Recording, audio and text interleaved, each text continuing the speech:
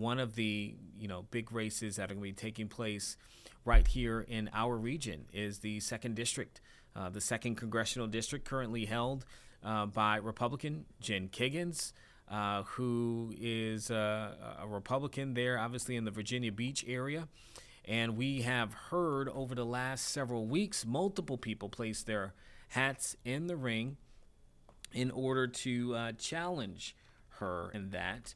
But recently we've seen a few that have dropped out of the race, who have taken their names out, particularly after former Congresswoman Elaine Luria, who served in the seat prior to Jen Kiggans, who beat her out for that role, served 2 terms ago. And one of the people who has now removed his name from that particular race is James Osyf.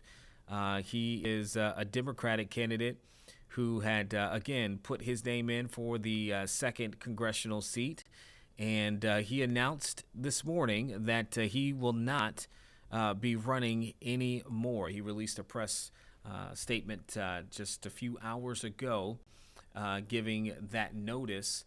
I'll read a little bit for it at the moment, where he says, ultimately, we have one clear mission: to defeat a complicit Jen Kiggans and to provide a check on a reckless and immoral Trump administration. Today, he says, I am suspending my campaign to allow us to focus our time, attention, and collective momentum on that purpose while we await clarity on the outcome of the Commonwealth's redistricting plan.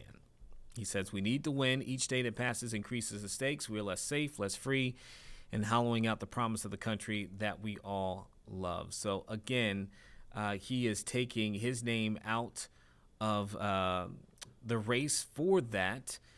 He is a first-generation Ukrainian American, and was seeking to potentially get into that role.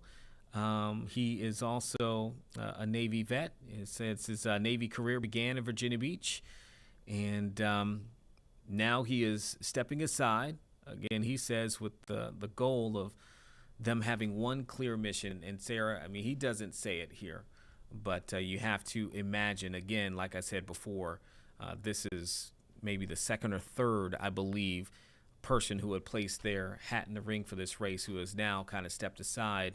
At least one of those has publicly endorsed Luria now, but we're kind of seeing that building to potentially being the setup again, a part 2, so to speak, between Luria and Kiggans. But we still have a long way to go before we get to a primary and then ultimately the 2026 midterm election. But I wanted to bring that up here just briefly so that you all could get that news as it came out just this morning.